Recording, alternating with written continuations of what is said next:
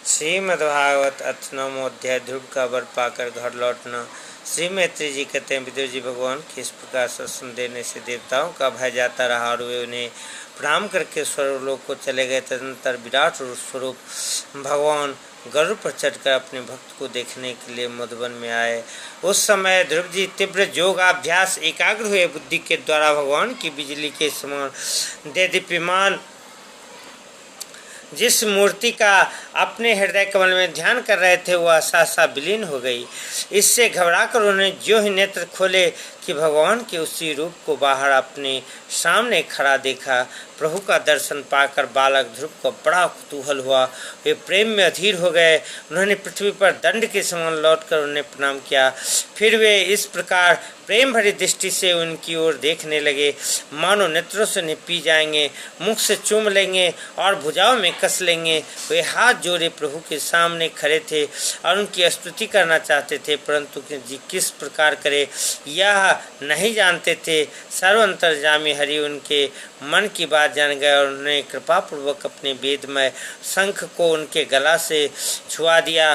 ध्रुव जी भविष्य में अविचल पद प्राप्त करने वाले थे। इस समय शंख का स्पर्श होते ही उन्हें वेदमयी दिव्य वाणी प्राप्त हो गई और जीव तथा ब्रह्म के स्वरूप का भी निश्चय हो गया। वे अत्यंत भक्तिभाव से धैर्यपूर्वक विश्व विख्यात कीर्तिमान श्रीहरि की स्तुति करने लगे।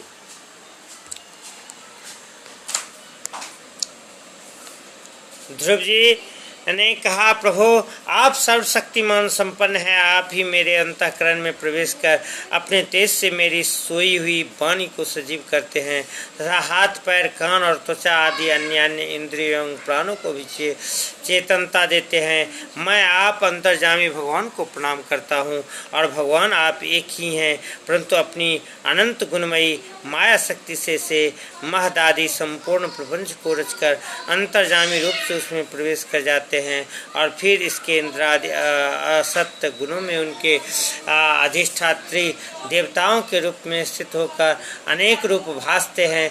ठीक वैसे ही जैसे तरह तरह की लकड़ियों में प्रकट हुए आग अपनी उपाधियों को अनुसार भिन्न भिन्न रूपों में भासती है। नाथ, सृष्टि के आरंभ में ब्रह्मा जी ने भी आपकी शरण लेकर आपके दिए हुए ज्ञान के प्रभाव से ही इस जगत को सोकर उठे हुए पुरुष के समान देखा था। दीन बंधु, उन्हीं आपके चरण तल का मुक्त पुरुष भी आश्रय लेते हैं। कोई भी कृतज्ञ पुरुष उन्हें कैसे भूल सकता है। प्रभु, इन सब तुल्य शरीर को द्वारा भोगा जाने वाला इंद्रिय और विषयों के संसर्ग से उत्पन्न सुख तो मनुष्यों को नरक में ही मिल सकता है। जो लोग इस विषय सुख के लिए ललायत रहते हैं और जो जन्म मरण के बंधन से छुड़ा देने वाली कल्पतरु स्वरूप आपकी उपासना भगवत प्राप्ति के सिवा किसी अन्य उद्देश्य से करते हैं, उनकी बुद्धि अवश्य ही आपकी माया के द्वारा ठगी गई है। नाथ, आपके चरण कमलों का ध्यान करने से और आपके भक्तों की पवित्र चरित्र सुनने से प्राणियों को जो आनंद प्राप्त होता है वह निजानंद स्वरूप ब्रह्म में भी नहीं मिल सकता।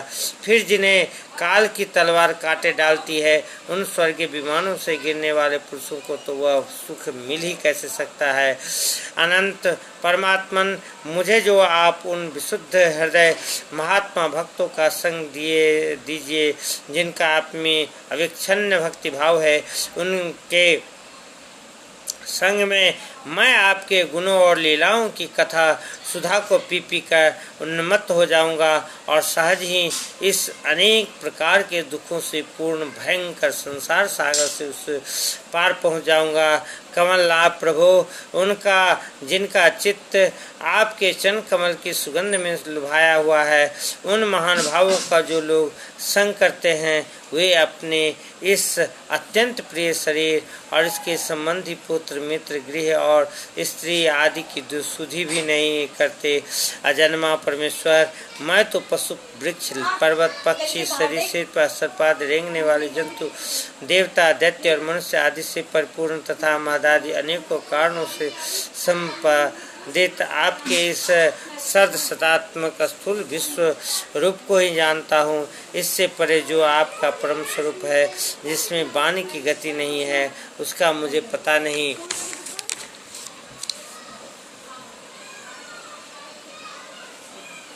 क्या हो गया?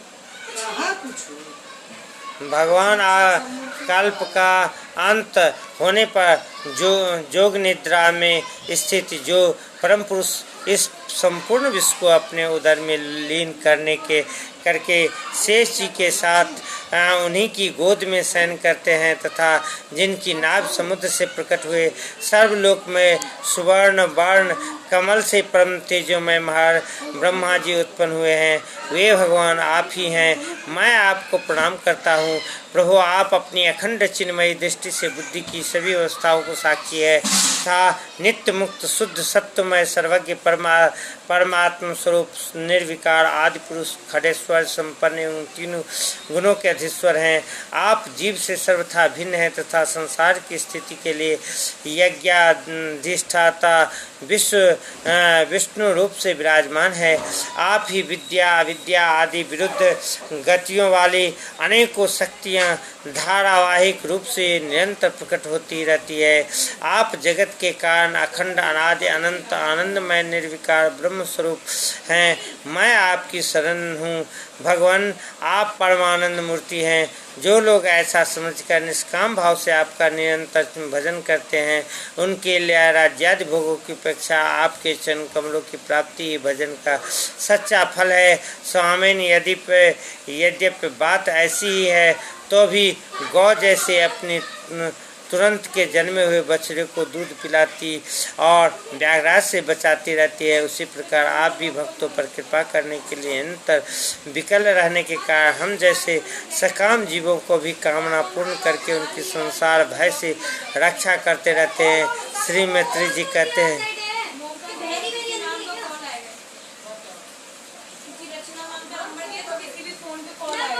विदुर जी, जब शुभ संकल्प वाले मतिमान ध्रुव जी ने इस प्रकार स्तुति की तब भक्त वत्सल भगवान उनकी प्रशंसा करते हुए कहने लगी।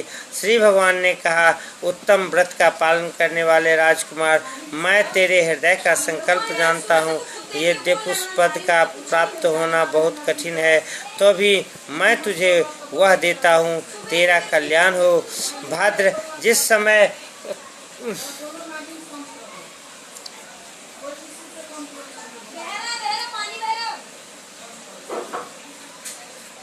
जिस तेजोमय अविनाशी लोक को आज तक किसी ने प्राप्त नहीं किया, जिसके चारों ओर ग्रह नक्षत्र और तारागण रूप ज्योतिष चक्र उसी प्रकार चक्कर काटता रहता है जिस प्रकार मेढी के चारों ओर दौरी के बैल घूमते रहते।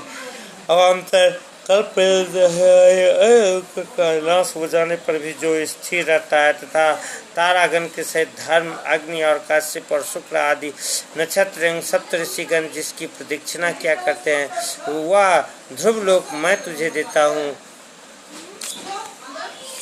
यहाँ भी जब तेरे पिता तुझे राज सिंहासन देकर वन को चले जाएंगे तब तू 36,000 वर्ष तक धर्म पूर्वक पृथ्वी का पालन करेगा। तेरी इंद्रियां की शक्ति ज्यों की त्यों बनी रहेगी। आगे चलकर किसी समय तेरा भाई उत्तम शिकार खेलता हुआ मारा जाएगा, तब उसकी माता सुरुचि पुत्र प्रेम में पागल होकर उसे वन में खोजती हुई दावानल में प्रवेश कर जाएगी। यज्ञ मेरी प्रिय मूर्ति है। तू अनेकों बड़ी बड़ी दक्षिणाओं वाले यज्ञों के द्वारा मेरा यजन करेगा तथा वहाँ उत्तम उत्तम भोग कर अंत में मेरा ही स्मरण करेगा।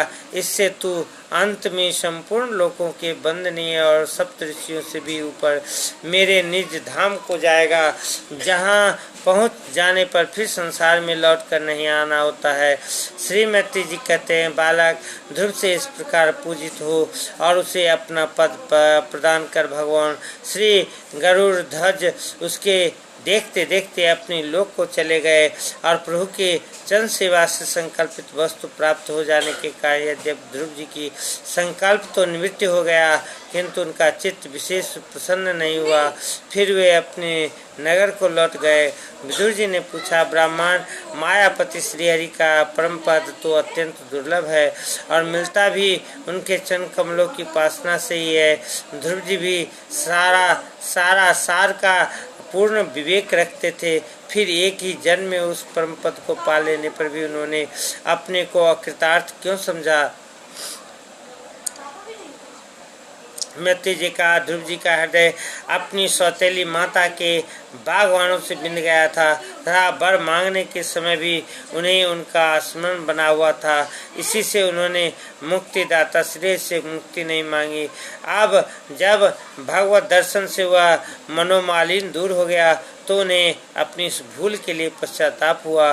ध्रुव जी मन ही मन कहने लगे, हो सनकादि धर्म रेता नैष्ठिक ब्रह्मचारी सिद्ध भी जिन्हें समाधि द्वारा अनेकों जन्मों में प्राप्त कर पाते हैं, उन भगवत चरणों की छाया को मैंने 6 महीने में ही पा लिया, किंतु चित्त में दूसरी वासना रहने के कारण मैं फिर उनसे दूर हो गया।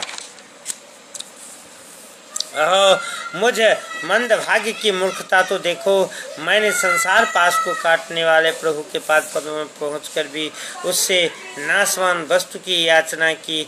देवताओं की स्वरभोग को पश्चात फिर नीचे गिरना होता है, इसलिए वे मेरी भगवत प्राप्ति रूप उच्च स्थिति को सहन नहीं कर सके, अतः उन्होंने ही मेरी बुद्धि को नष्ट कर दिया। तभी तो मुझ दुष्ट ने नारद जी का यथार्थ बात भी स्वीकार नहीं की। यद्यपि संसार में आत्मा के सिवा दूसरा कोई भी नहीं है, तथा सोया हुआ मनुष्य जैसे स्वप्न में अपने ही कल्पना किए हुए व्याघ्राज से डरता है, उसी प्रकार मैंने भी भगवान की माया से मोहित होकर भाई को ही शत्रु मान लिया और व्यर्थ ही द्वेष रूप हार्दिक रोग से जलने लगा, जिन्हें प्रसन्न करना अत्यंत कठिन है। उन्हीं विश्वात्मा श्री हरि को तपस्या द्वारा प्रसन्न करके मैंने जो कुछ मांगा है वह सब व्यर्थ है।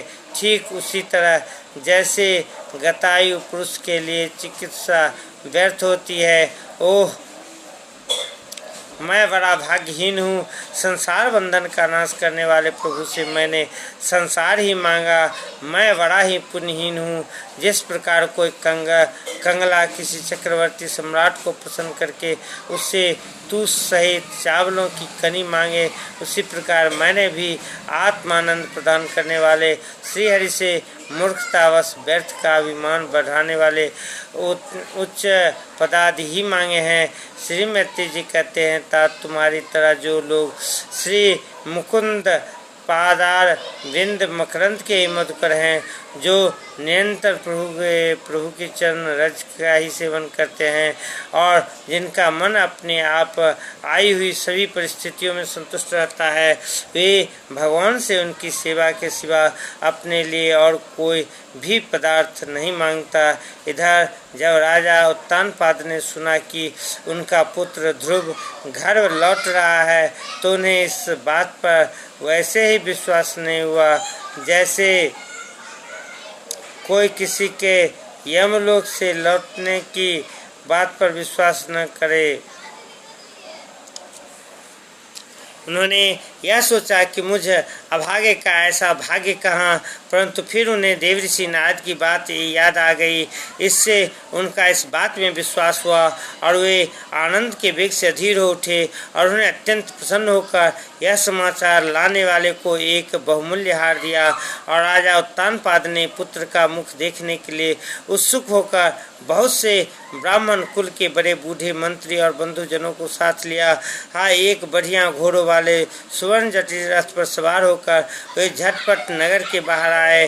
उनके आगे आगे वेद ध्वनि होती जाती थी तथा शंख, दुंदुभी एवं बंसी आदि अनेकों मांगलिक बाजे बजते जाते थे। उनकी दोनों रानियां सुनीति और सुरुचि भी सुवर्णमय आभूषण से विभूषित हो राजकुमार उत्तम के साथ पालकियों पर चढ़कर चल रही थी। ध्रुव जी उपवन के पास आ पहुँचे। उन्हें देखते ही महाराज उत्तानपाद तुरंत रथ से उतर पड़े और पुत्र को देखने के लिए बहुत दिनों से उत्कंठित हो रहे थे। उन्हें झटपट आगे बढ़कर प्रेमातुर हो लंबी